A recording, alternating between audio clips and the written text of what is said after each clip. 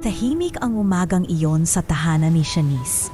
Ang langit ay kulay abo, tila may banta ng ulan, at ang simoy ng hangin ay may halong alikabok mula sa ginagawang kalsada sa kanto. Sa isang maliit na silid sa likod ng bahay, natutulog pa si Lirio Alvarez, 67 anyos, dating trabahador sa lumang riles ng tren, ngayon ay itinuturing na lamang na pabigat ng sariling pamilya. Sa maliit niyang kwarto, ang kisame ay may bahagyang tagas kapag umuulan. At ang kamay gawa sa lumang folding bed na binigyan lang ng manipis na foam. Sa tabi ng kanyang kama ay naroon ang isang nanilaw na notebook, puno ng sulat kamay, mga pangarap na isinantabi, mga kwento ng buhay, at mga numero ng loto na inuulit taon-taon. Nagising si Lirio sa mahihinang yabag. Maya-maya narinig niya ang boses ni Shanice mula sa kusina. "Pa, amoy kang luma na naman. Baka pwedeng labhan mo naman yang kumot mo. Nakakahiya sa mga bisita ko mamaya." Sigaw nito habang nilalagyan ng mantika ang kawali. Hindi na lang sumagot si Lirio. Tahilik niyang tiniklop ang kumot at inilagay sa balde. Nasanay na siya. Ilang taon na rin siyang nakitira sa likod ng bahay ng panganay niyang anak na si Shanice. At tila ba lumiliit ang kanyang mundo sa bawat araw na lumilipas. Pagkatapos maghugas ng mukha, umupo siya sa lamesita sa tabi ng bintana. Binuksan niya ang notebook at sinimulang isulat. Enero 5, maulap, kaarawan ng mahal kong si Esme. Kung narito ka pa, siguro mas masaya ang agahan ko. Pareho pa rin ang numero na tinayaan ko. 01, 08, 19, 23, 27, 41. Pareho pa rin ang dasal. Naputol ang kanyang pagsusulat nang marinig niya ang yabag ni Kevin, ang ikalawang anak. Nakatapis lang ito ng tuwalya, hawak ang cellphone. "Pai, may bisita ako mamaya. Pwede bang wag kang sumilip sa loob? Nakakahiya ani Kevin na may himig ng pagkaasar." Tumangulang si Lirio. Hindi niya alam kung nasasaktan pa ba siya o tuluyan nang naubos ang emosyon. Bandang 10:00 ng umaga, dumaan siya sa tindahan ni Aling Simang para bumili ng pandesal. Nandoon rin ang kanyang matagal ng kaibigan, si Mang Tex, dating driver ng jeep na ngayoy halos katandaan na niya. "O Lirio," bati ni Mang Tex. "Kumusta tol? Ayan na naman ang notebook mo." "Oh, wala pa ring tigil sa pag-iipon ng pangarap." Ngumiti si Lirio. Wala namang masama mangarap kahit tumanda, di ba? Kahit ako na lang ang naniniwala." Tumawa si Mang Tex. "Abay, baka ikaw pa ang unang yumaman sa atin. Kung ako sa'yo, itaya mo na yung numero ni Esme. Baka sakaling siya pa ang gabay mo sa langit." Nadbiro rin si Aling Simang. Yung numero mo, Lirio, matagal nang di na nanalo. Baka kailangan mo na ng bago." Numiti lang si Lirio at inilabas ang lumang tiket ng loto mula sa bulsa ng kanyang polo. Baka hindi lang oras, pero darating din ang araw. Pagkatapos ng maikling kwentuhan, bumalik si Lirio sa bahay. Naabutan niyang nakatambay sa harap si Rodney, ang bunso. May hawak na bote ng beer kahit umaga pa lang. "Tay, pakiabot nga ng yosi ko sa may bintana," utos nito. Walang reklamo, inabot ni Lirio ang kaha. Napansin niyang malamig ang tingin sa kanya ng anak, noon pa man. Ramdam na niya na si Rodney ang pinakakritikal sa kanyang presensya sa bahay. "Mukhang wala ka na talagang silbi dito," ani Rodney, di man nakatingin sa anya. "Mi pamangkin ko takot sa'yo. Akala nila multo ka na." Napatingin si Lirio sa langit, tahimik pa rin. Tiniis na lang niyang hindi bumuga ng buntong hininga. Sa halip, muling tinungo ang kanyang kwarto at nagbukas ng radyo. Marahang tumugtog lumang kanta ni Fred Panopio. Mga alaala ng kabataan ng simpleng pamumuhay ng isang pamilyang hindi pa nagkakawa. Sa mga oras na tahimik at walang nakakakita, bumubulong siya sa hangin. "Esme, kung naririnig mo ako, sana kahit isa lang sa mga anak natin, maalala pa rin ako. Di bilang pabigat, di bilang abala, kundi bilang tatay nila. At sa sulok ng kanyang lumang notebook, isinulat niya ang panibagong pangarap. Bago ako mamatay, gusto kong maramdaman muli kung paano maging ama na may halaga. Sa hapon ding iyon, muling nagtungo si Lirio sa Lotto outlet sa kanto. Isang tiket, peso-peso lang. Ngunit para sa kanya, iyon ang tanging tulay ng pag-asa. Same numbers, Manong? Anong ng teller? Oo, yung kay Esme, palagi, sagot niya. Habang hawak ang piket at naglalakad pa uwi, inusal niya sa sarili. Baka ito na nga. Mainit ang sabaw na sinandok ni Shanice para kay Kevin nang biglang matapunan ng kaunti ang uting polo nito. Napataas agad ang kilay ng lalaki at isang iglap lang ay napalakas ang sigaw niya sa ama. Tay naman, ang kulit mo eh. Wala kang CB dito, tapos pabigat ka pa sa lamesa. Galit na wika ni Kevin habang pinupunasan ang damit gamit ang tissue. Ni hindi ka man lang marunong mag-ingat. Napatigil si Lirio. Halos di siya makatingin sa anak. Gusto niyang magsalita. Gusto niyang humingi ng tawad pero tila naubos na ang boses niya sa mga taon ng pananahimik. Aba, kung ganyan ka na naman, paalisin na lang kaya natin siya. Singit ni Rodney na noon ay padabog na ininom ang baso ng tubig. Napatingin si Shanice sa dalawang kapatid. Saglit siyang tumigil sa pagbukusot ng apron, saka muling nagsalita. Matagal ko na ngangang sinasabi, di ba? Ang hirap kaya ng may matanda sa bahay, lalo't hindi marunong makisama. Pabigat. Pagkatapos ng hapunan, nag-usap ang magkakapatid sa sala. May mga papel sa lamesa, flyer mula sa isang Golden Sunrise Home for the Aged sa Pampanga. Sila-sila na lang ang nagdesisyon. Wala ni isa ang nagtanong kung ano ang nararamdaman ni Lirio. Wala namang pensyon yang si Papa. Wala ring tinutulong. Sa totoo lang nakakahiya na sa mga kapitbahay. Lagi na lang nakababad sa bintana, parang multo, dagdag pa ni Rodney. Walang ibang makakaalam nito. Tayong tatlo lang.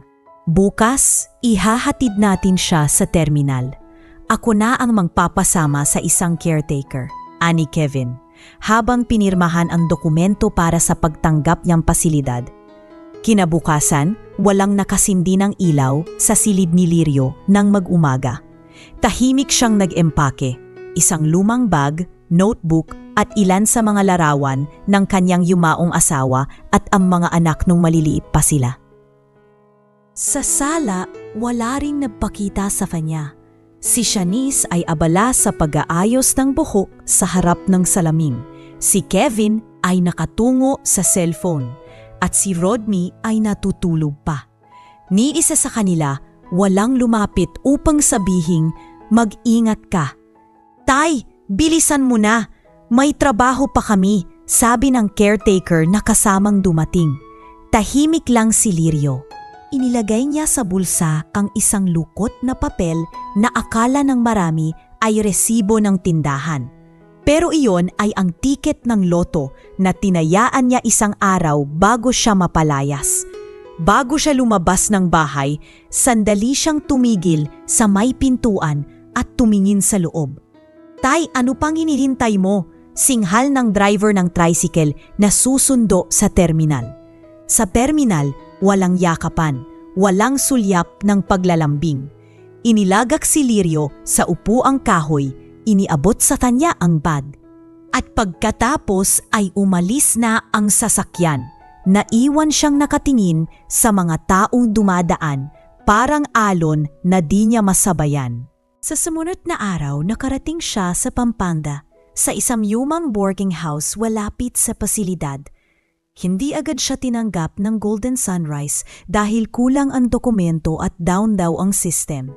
Kaya't pansamantala muna siyang inirekomenda ng LGU sa boarding house ni Aling Rema, isang biyudang nag-aalaga ng matatanda kapalit ng maliit na bayad. Ginoo, dito muna kayo. Walang aircon ha? Hindi rin masyadong tahimik kasi may mga alagang aso, ani Aling Rema. Mumitilan si Lirio. Ayos lang po, tahimik naman ang puso ko. Sa unang linggo niya roon, naging tahimik ang lahat. May mga kasamang matatanda sa bahay, si Manumiding, si Tatay Tipoy at si Aling Doring, na pawang may sariling kwento ng pagkalimot at pag-iisa. Ngunit agad napansin ng mga ito si Lirio. Palagi itong tulala sa hapon, nakaupo sa isang plastic chair sa likod na bahay. Hawak-hawak ang notebook. Aba, ayan na naman si Mr. Kimi no Nawa, tukso ni Tatay Pipoy. Akala mo kung sinong sumulat ng nobela? Baka naman may girlfriend yan tahimik sabat ni Aling Doring, sabay tawa.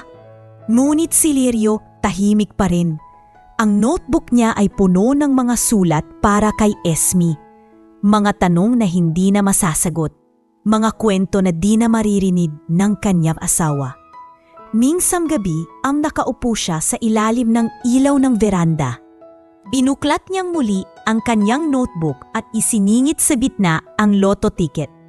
Esme, kung ito na nga ang sagot sa dasal natin, sana kahit sa huli, maramdaman kong may halaga pa rin ako sa mundong to. Mahina niyang usal.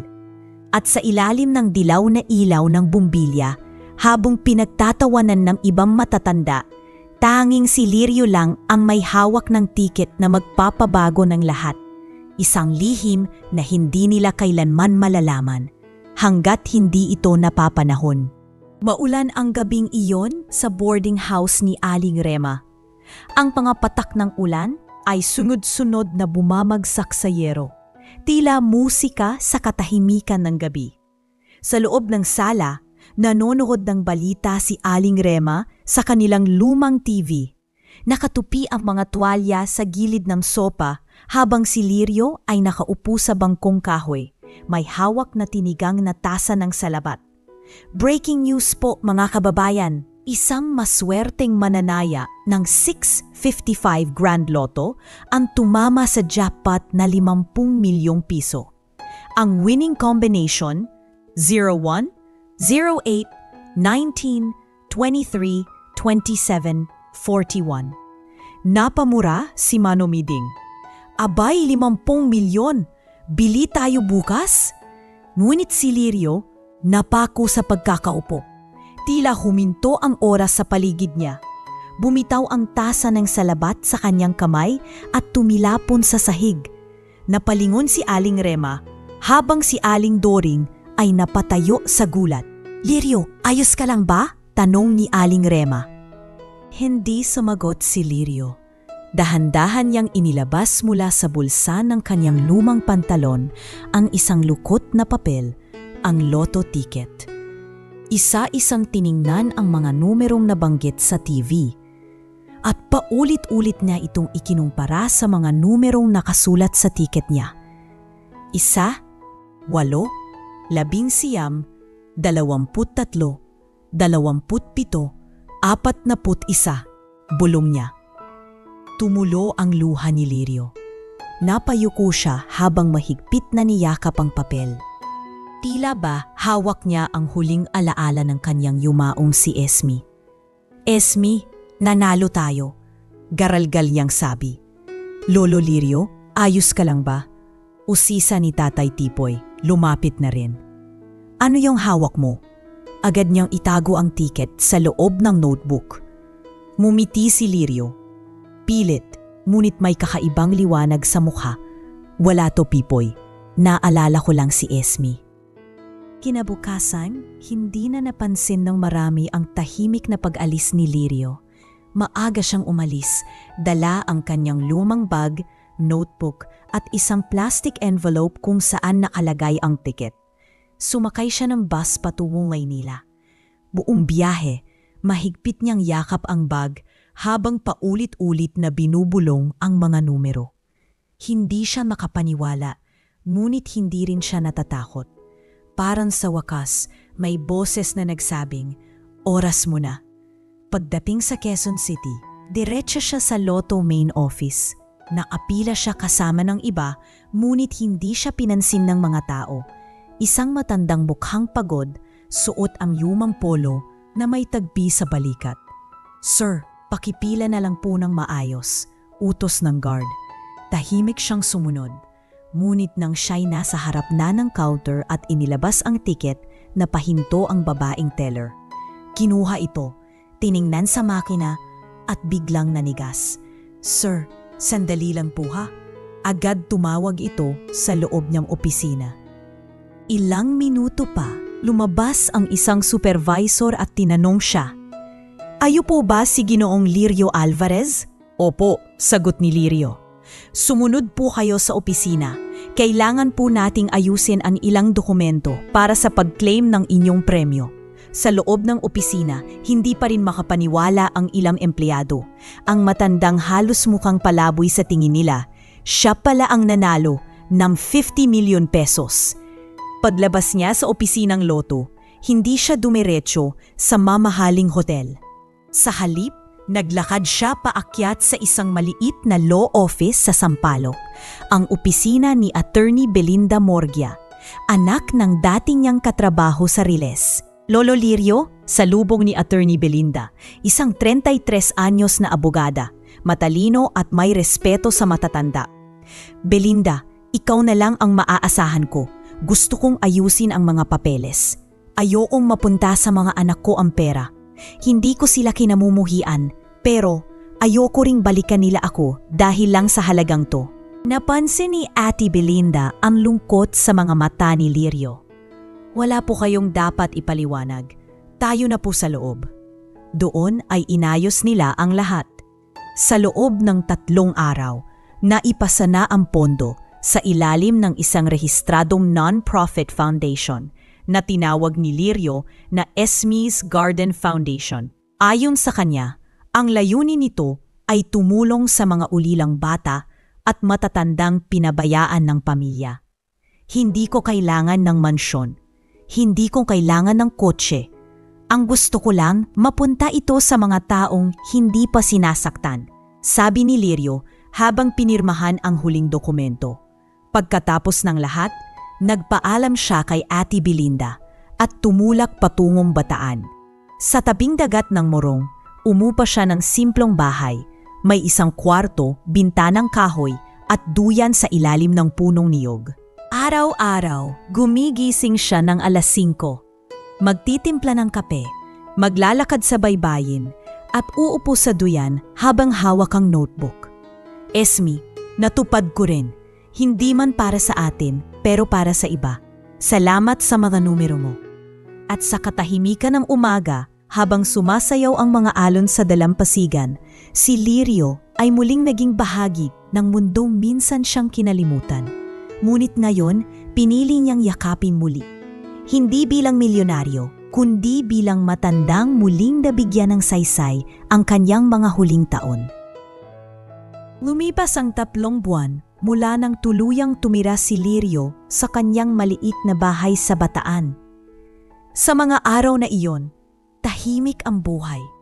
Payapa, walang sigawan, walang reklamo, walang iniwang bukas na ilaw sa gabi para may umuwi. Ang tanging tunog lang sa gabi ay hampas ng alon sa buhangin at minsan ay kaluskos ng mga batang tinutulungan ng Esme's Garden Foundation. Nalinggid sa kaalaman ng marami ay pagmamay-ari ni Lirio mismo. Samantala sa Maynila, mumaliktad ang ihip ng hangin. Si Kevin, na dati may maayos na posisyon sa isang call center, ay biglang natanggal sa trabaho matapos ang sunod-sunod na pagliban dahil sa stress at bisyo. Hindi niya inasahan ang email na iyon na nagsasabing termination effective immediately. Napasigaw siya sa loob ng kwarto at pinagbalingan ang dingding. Walang savings, walang plano. "Put, anong klasing buhay to?" sigaw niya habang pinagbabasag ang bote ng beer. Si Shanice, na dating may maliit na flower shop sa Pasig, ay nalugi ng hindi na makabayad sa renta. Sa sobrang panggigipit, napilitan siyang magsangla ng alahas at ibenta ang lumang laptop ng anak niya.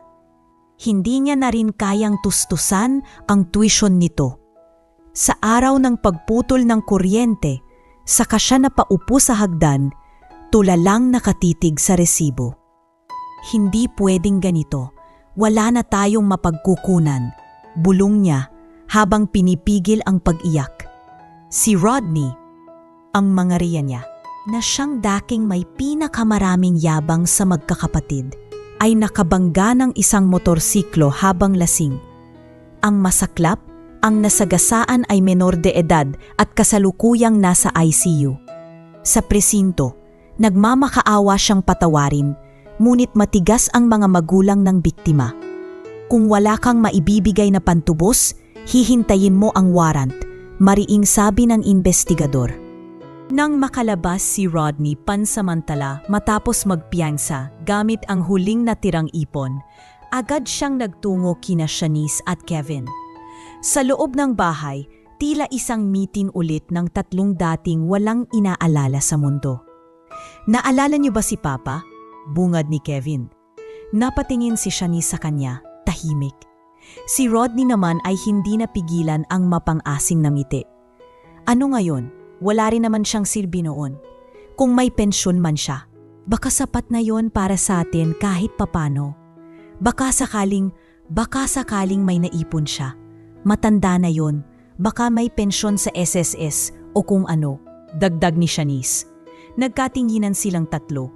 Walang nagsabi, ngunit pareho sila ng iniisip, hanapin si Lirio. Agad silang nagtungo sa boarding house sa Pampanga. Kumakatok pa lang sila, may kaba na sa dibdib na bawat isa. "Excuse me po, si Mang Lirio po?" tanong ni Shanice nang bumukas ang pinto. Si Aling Rema, ang may-ari, ay agad silang tiningnan mula ulo hanggang paa. "Ay, wala na rito si Lirio. Matagal nang umalis. Mga 3 buwan na siguro? Alam niyo po ba kung saan siya nagpunta?" Singit ni Kevin. "Hindi rin eh. Bigla na lang umalis. Wala man lang sinabi kung saan titira. Pero mabait yon. Tahimik lang, parang palaging may iniisip. May naiwan po ba siyang gamit? O number?" tanong ni Rodney. "Wala. Luma na ang cellphone niya. Palaging palpak. Wala nga kaming kontak sa kanya." Natahimik ang tatlo. Napatingin si Shanice sa mga kapatid. Ang kasinungalingan ng katahimikan ay unti-unting dumudurog sa kanilang dibdib. "Baka patay na si Papa?" bulong ni Kevin habang lumalakad palabas ng compound. "Baka nga, ang tagal na naming di naririnig. Di man lang nagpaparamdam," sabi ni Shanice. Kinagabihan, sa mesa ng sala ni Kevin, habang hawak ang cellphone, nag-type siya sa Facebook ng isang caption. "Nawawalang tatay, si Lirio Alvarez. Matagal nang hindi makontak. Huling nakita sa Pampanga. Kung may makakaalam ng kinaroroonan, paki-PM kami. Mahal na mahal po siya ng pamilya." Ilang minuto lang, nagsimulang umulan ng mga likes at comments. May iba't ibang reaksyon. "Hayaan mo, baka may nakakita. Ang bait ni Mang Lirio sa tindahan dati. Sana makita agad si tatay mo." Ngunit sa isang dako ng Luzon, sa isang programa ng lokal na TV station na tumalakay sa mga ulirang matatanda, isa sa mga panauhin ang tahimik na nakaupo. Nakaputing polo, maayos ang buhok at may maamong muka. Ang kanyang pangalan sa placard, Ge Elias Montano, founder Esme's Garden Foundation. Sa dulo ng programa, tinanong ng reporter, "Sir Elias o Ginoong Montano, ano po ang mensahe niyo para sa mga pamilyang madalas kalimutan ang kanilang matatandang magulang?" Huminto muna si Lirio. Tumingin sa kamera at sa boses na hindi galit, ngunit may kurot sa puso, sinabi niya, "Wala namang nawala kung hindi ka naman hinanap dati." Tumahimik ang studio. Isang linya lang, pero sapat na para lamigin ang dibdib ng sinumang may kasalanan ng padilimot. Mabilis ang naging pag-usad ng panahon sa bagong mundo ni Lirio sa Bataan. Sa tulong ni Ate Belinda, hindi lang siya basta nanahimik. unti-unti siyang naging instrumento ng pagbabago sa mga komunidad na matagal nang nilimot ng lipunan. Ang kanyang bagong pangalan sa mga dokumento at public records, Elias Montano, mula sa apelyido ng kanyang yumaong ina at pangalan ng kanyang lolo. Hindi ito pagtatago sa layuning magtago, kundi sa layuning makapagsimula ng walang bahid ng nakaraan. Sigurado po ba kayo na gusto niyong gamitin yan bilang official identity sa foundation? Tanong ni Belinda habang sabay nilang pinirmahan ang mga papeles. Wala akong anak na nagpakilalang ako'y ama nila, kaya wala rin akong apelidong kailangang panindigan. Sagot ni Lirio, banayad ngunit buo ang tinig. Sa mga sumunod na buwan, binuksan ni Lirio ang Isla de Aurora Foundation, isang maliit ngunit makabuluhang proyekto para sa mga batang ulila at mga nawalan ng tirahan matapos ang sunod-sunod na bagyo sa Zambales at Tarlac. Sa tulong ni Belinda at ilang volunteer, nakabili sila ng mga bakanting lupa sa gitna ng baryo ng Manganvaca at doon itinayo ang mga silid-aralan, isang community center at munting palaruan. Lolo Elias, pwede po ba akong kumuhit dito sa notebook nyo? Tanong ng isang batang babae na si Aya, 7 taong gulang na nawalan ng mga magulang sa maha. Mumiti si Lirio at iniabot ang luma niyang notebook. Oo, ang parehong notebook na dala niya noon pa.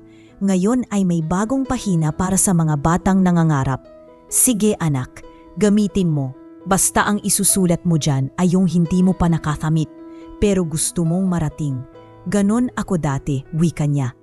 Anong isunulat niyo po dati, Lolo Elias? Tumawa si Lirio pero malungkot ang mata. Isunulat ko na gusto ko sanang maramdaman uli ang respeto bilang isang ama. Hingi na siya muling pumalik sa Maynila o kahit man lang tumingin pabalik.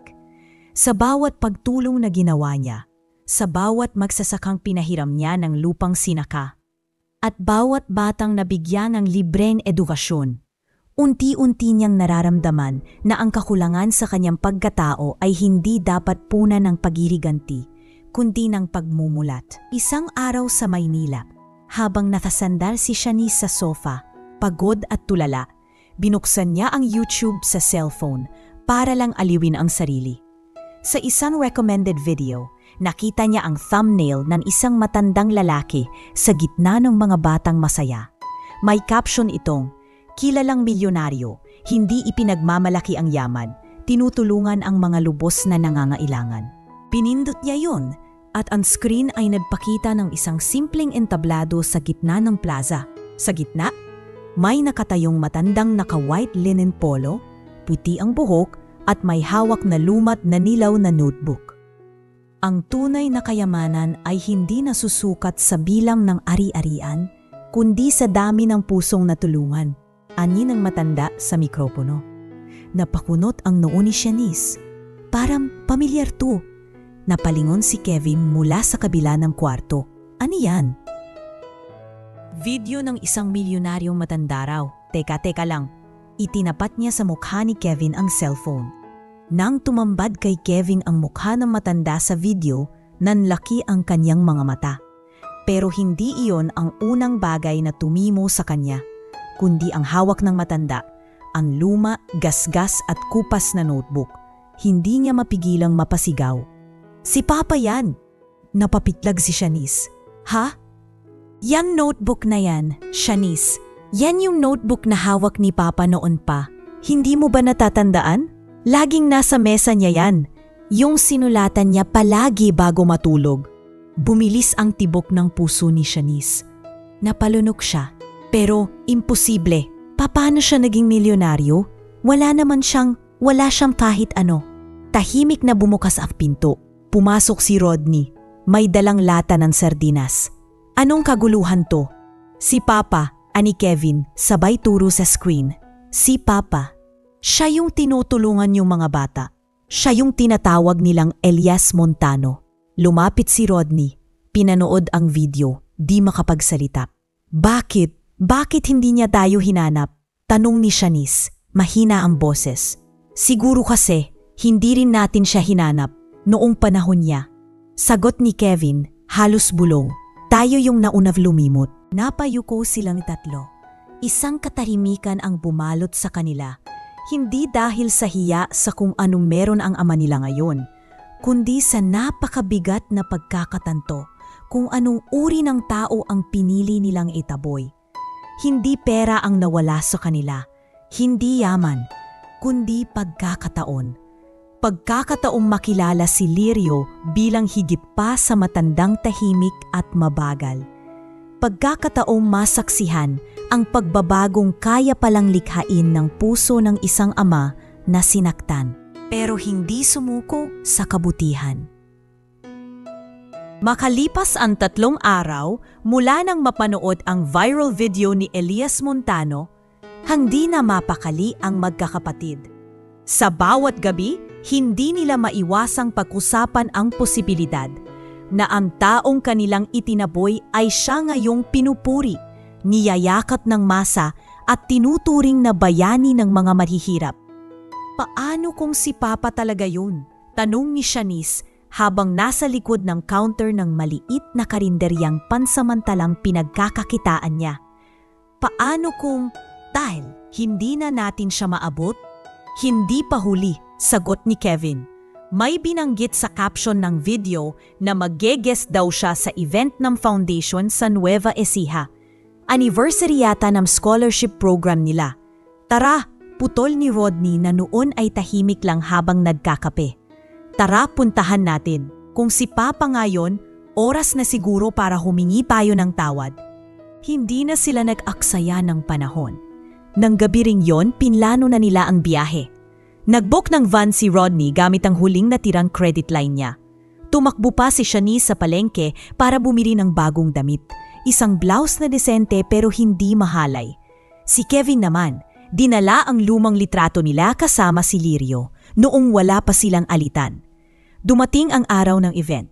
Mainit at maaraw sa gymnasium ng isang pampublikong eskwelahan sa Nueva Ecija, kung saan idinaraos ang anibersaryo ng Isla de Aurora Foundation. Nagtipon ang halos 200 tao, mga estudyante, guro, magsasaka, volunteer at ilang lokal na opisyal. Lahat ay nag-aabang sa pagdating ng espesyal na panauhin. Dumating si Lirio, tahimik pa rin, suot ang simpleng light blue polo at dark gray slacks. May suot siyang salamin. At bit-bit pa rin ang kanyang lumang notebook na pinapalamutian na ngayon ng mga pirma at sulat mula sa mga batang natulungan ng foundation. Mga kaibigan, bungad ng host sa entablado, narito po ngayon ang haligi ng ating samahat, ang taong hindi lang tumulong kundi nagmulat sa atin kung gaano kahalaga ang malasakit, si Ginoong Elias Montano. Nagpalakpakan ang buong crowd. Tumayo si Lirio sa gitna ng entablado, may hawak na mikropono. Tahimik ang kanyang titig, tila umaabot hanggang pinakalikod ng silid. Ngunit bago pa siya makapagsalita, may biglang gumalaw mula sa audience. Tumayo si Rodney. Iniwan ang kanyang upuan at magsimulang maglakad papunta sa stage. "Papa!" sigaw niya. Napatigil sa paglalakad si Lirio. Umangat ang kanyang kilay, bahagyang napasinghap ang audience. "Papa, si Rodney to. Ako to, anak mo." Sigaw ni Rodney habang patakbo siyang umakyat sa entablado. Ngunit bago pa siya makalapit, hinarang na siya ng 2 bodyguard ng foundation. Mahigpit ang hawak ng mga ito sa kanyang braso. "Sandali lang, ako ang anak niya," giit ni Rodney. Nagkagulo sa crowd. Napatingin ang lahat sa harapan habang tila natigilan si Lirio. Mula naman sa gitna ng audience, napatayo na rin si Kevin. "Tay!" sigaw niya. "Tay! Si Kevin to! Si Shanice nandun sa likod. Tatay namin siya. Tatay namin si Lirio Alvarez." Umiyak si Kevin habang hawak ang lumang litrato.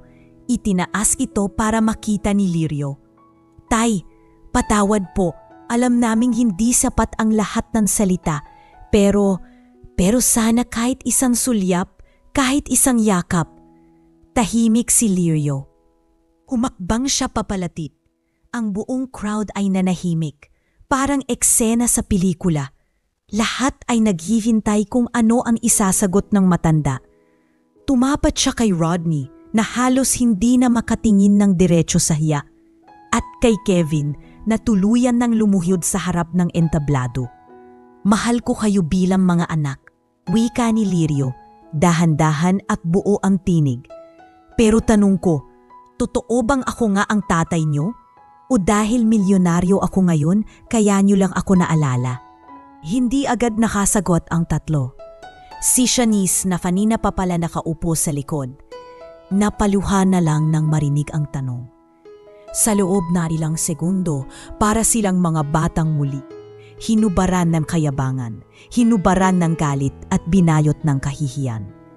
Tay, hindi naming alam ang sagot. Pero totoo pong pinagsisihan na namin.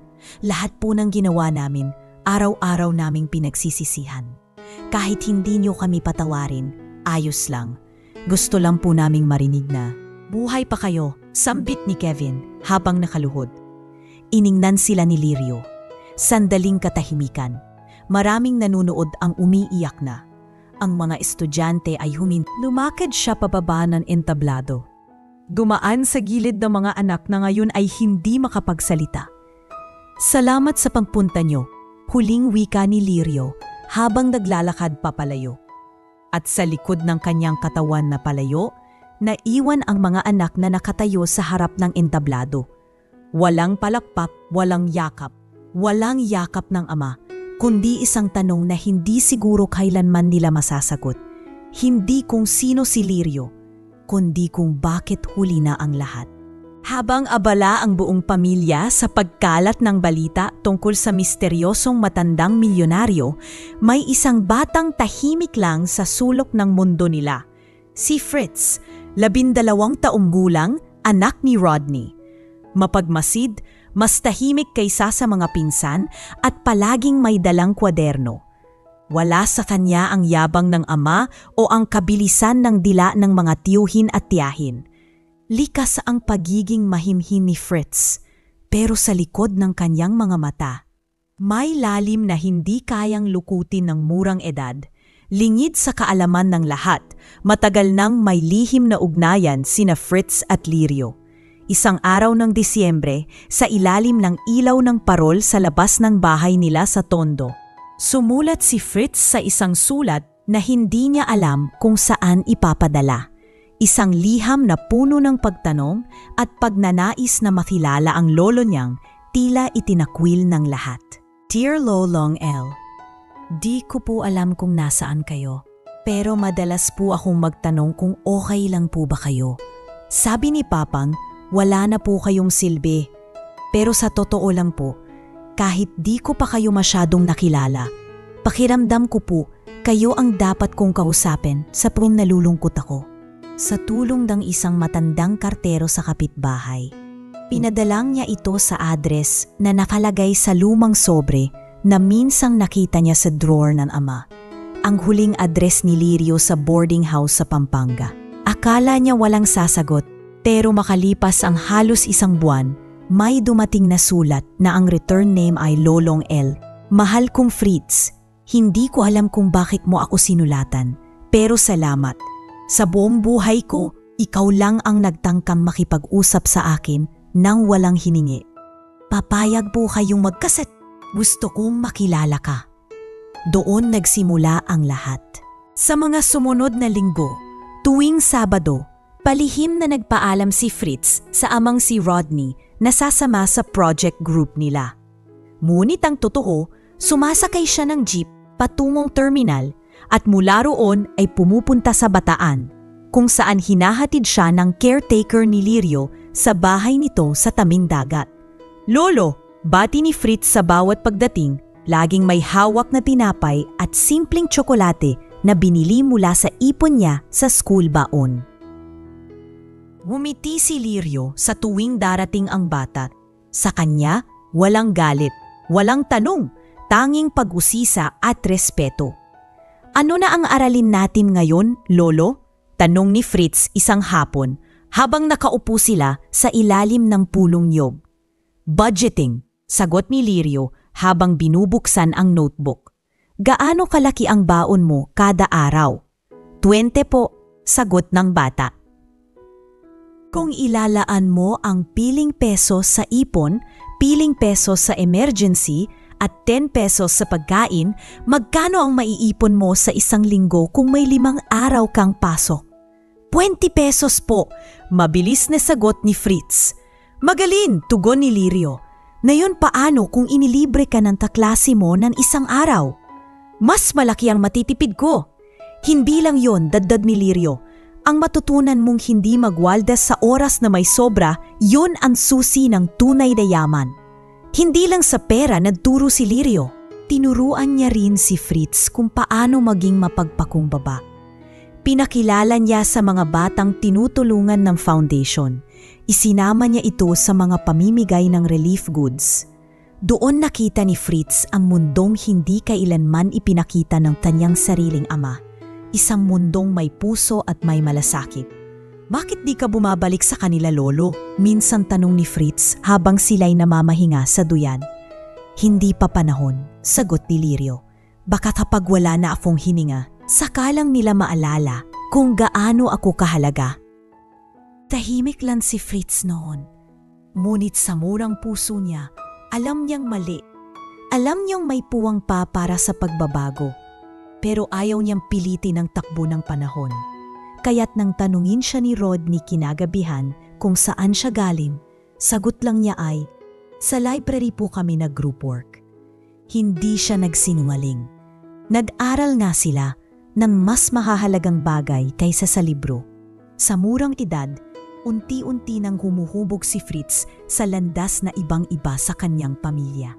Habang ang kanyang ama ay abala pa rin sa pag-iisip kung paano hahabulin ang perang nawala, si Fritz ay natutong pahalagahan ang halaga ng katahimikan, respeto at pag-unawa.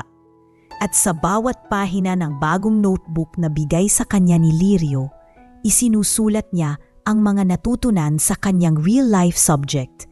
Lesson from Lolo, hindi masamang magkamali sa buhay, basta marunong kang lumingon kahit walang sumalubong sa'yo. Wala pang nakakaalam ng ugnayan nilang maglolo. At tulad ng pangako ni Fritz kay Lirio, hindi niya ito ibubunyag hanggat hindi pa handa ang kanyang lolo na muling humarap sa mga anak na minsang bumigo sa kanya. Fritz! Halika rito! Sigaw ni Shanice mula sa sala. Napaangat ng ulo si Fritz mula sa kanyang notebook. Nasa kusina siya noon, tahimik na nagsusulat ng bagong lesson mula sa nakaraang Sabado sa Bataan. Ramdam niyang may kakaiba sa tono ng boses ng tiyahin. Paglabas niya, nakita niyang hawak ni Shanice ang isang sobre. Punit na sa gilid, halatang hindi para sa kanya.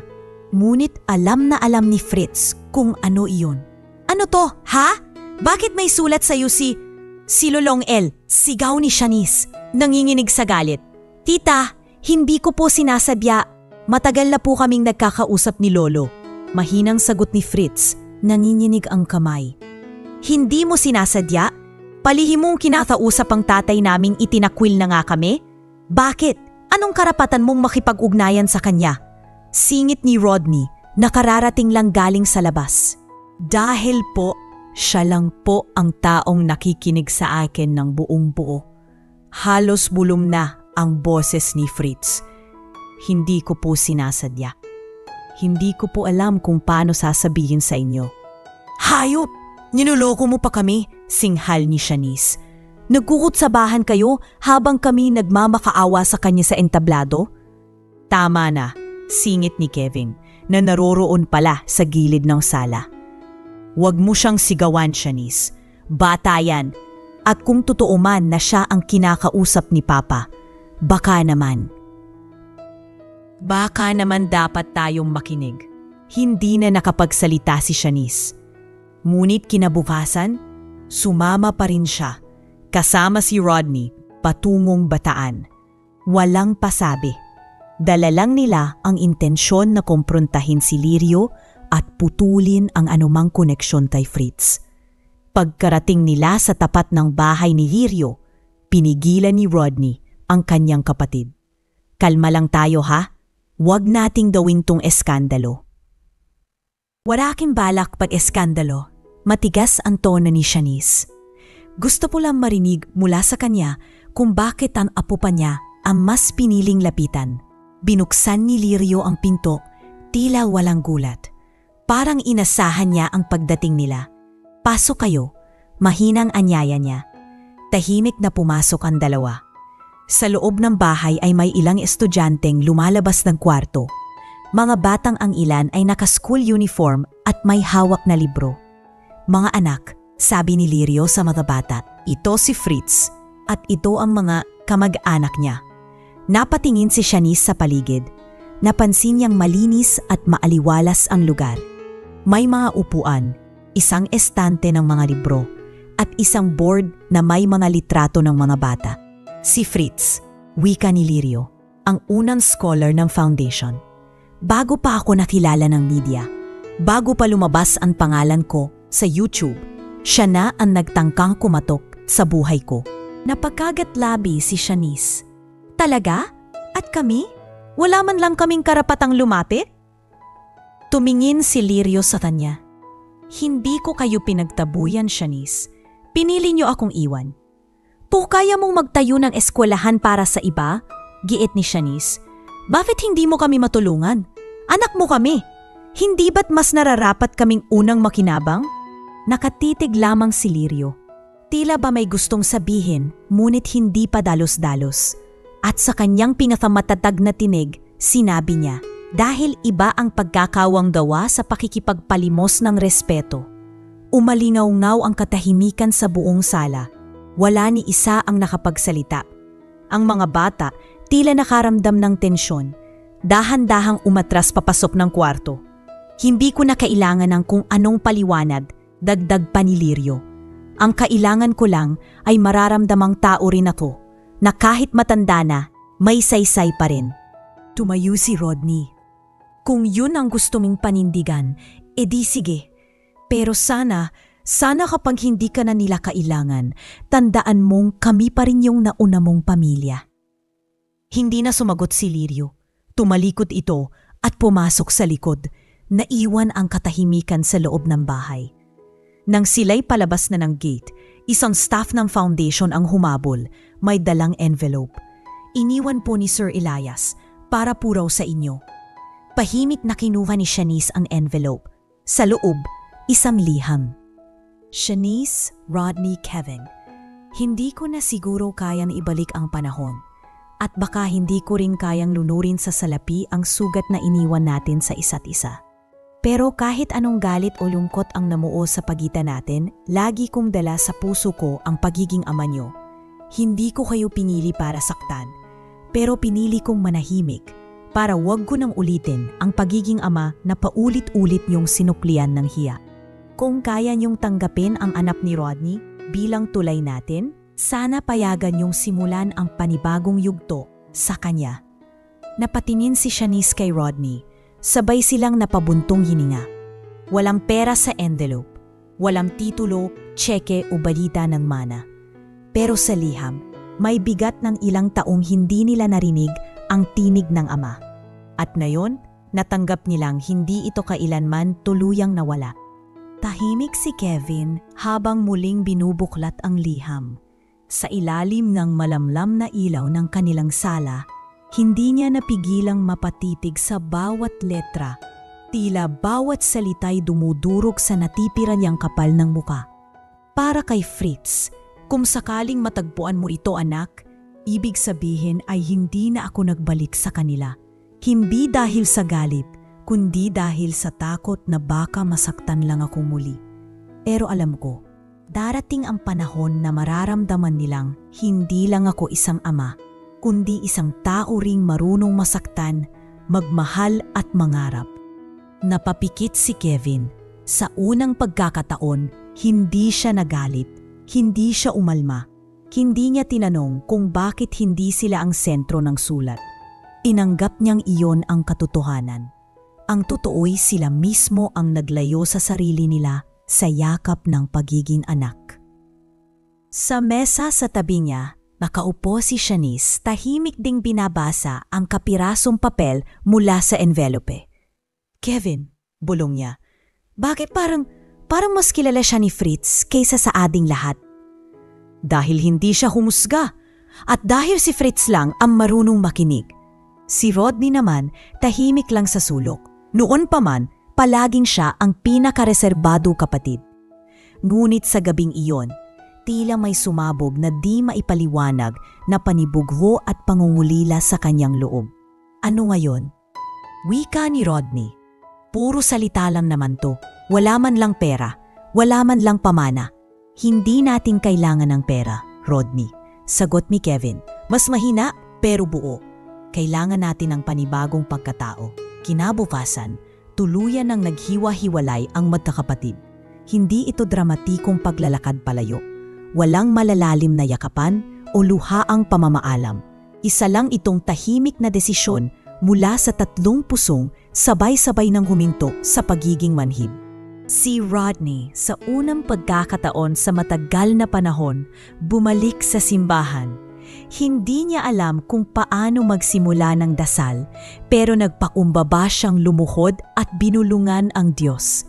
Panginoon, hindi ko manasabing mahal kita sa tatay ko. Sana pong mapatawad niyo ko. Si Kevin naman nagpunta sa opisina ng DSWD.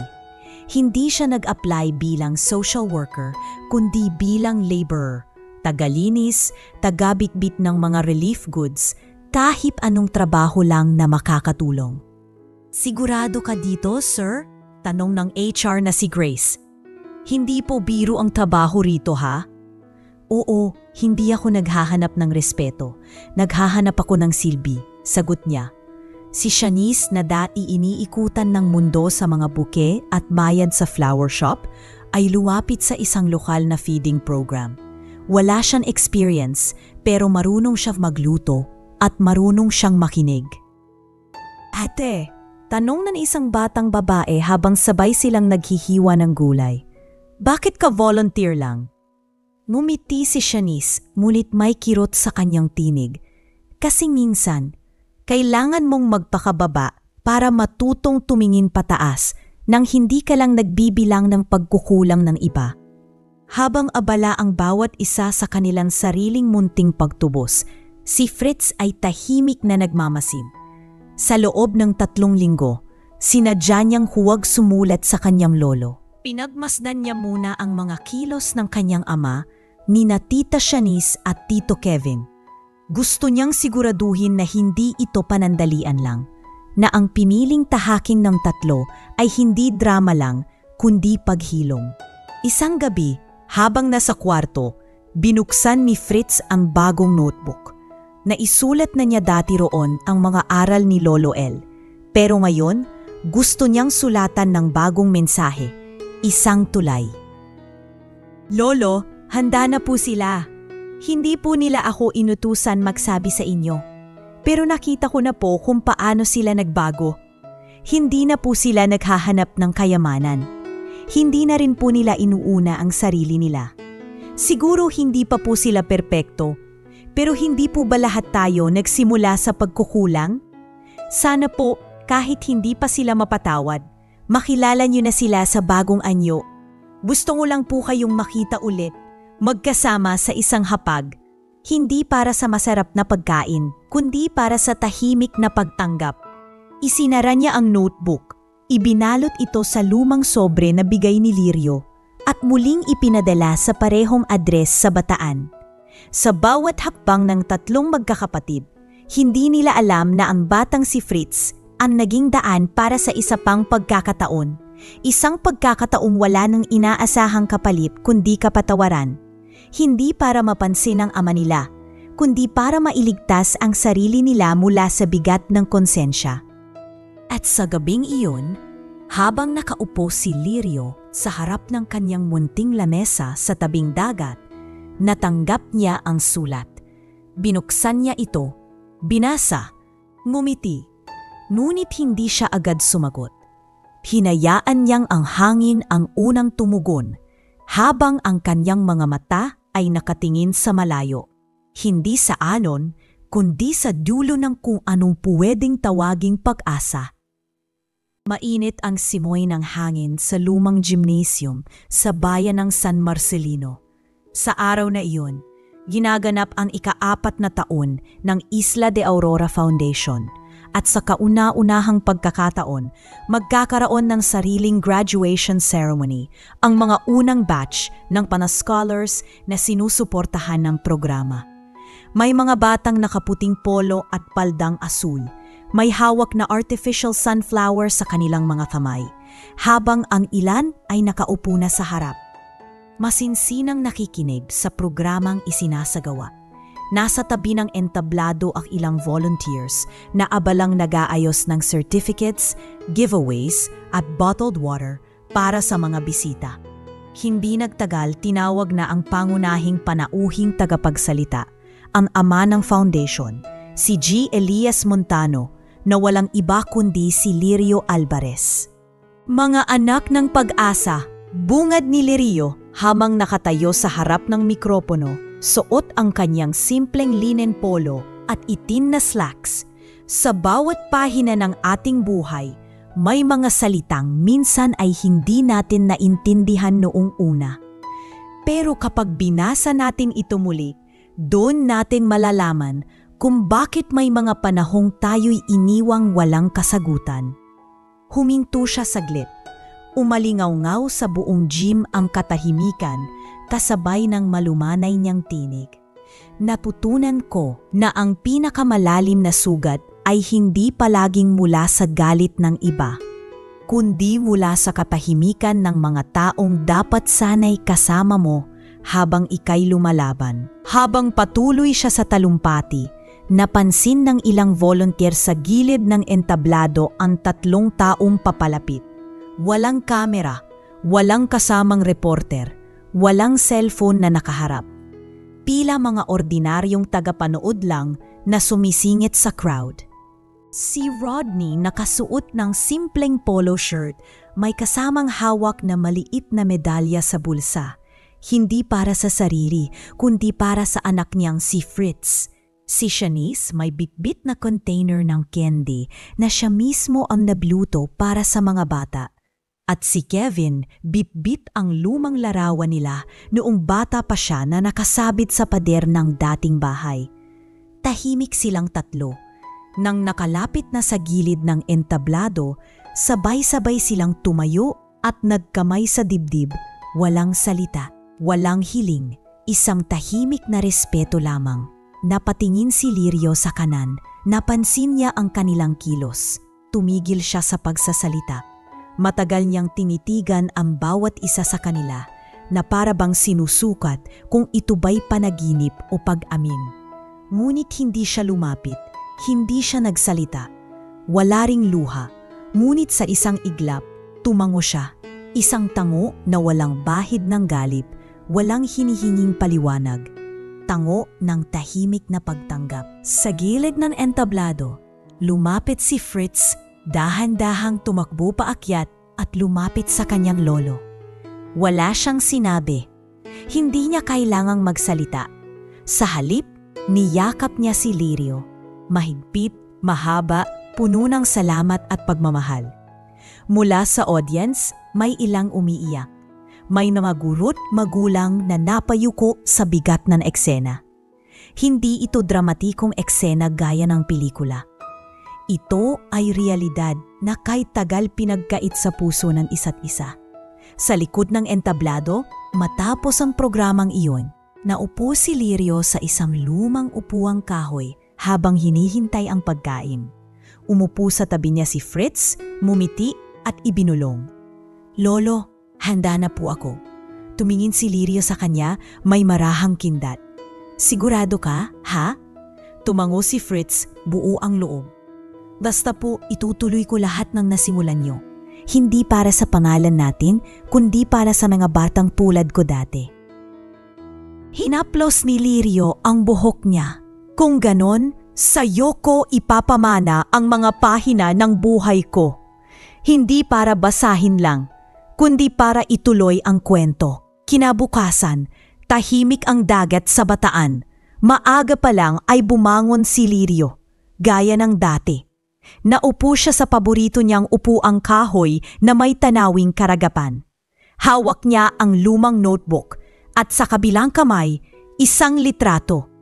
Larawan ng kanyang mga anak noong sila'y mga musmos pa. Inilagay niya ito sa ibabaw ng kanyang kanduan.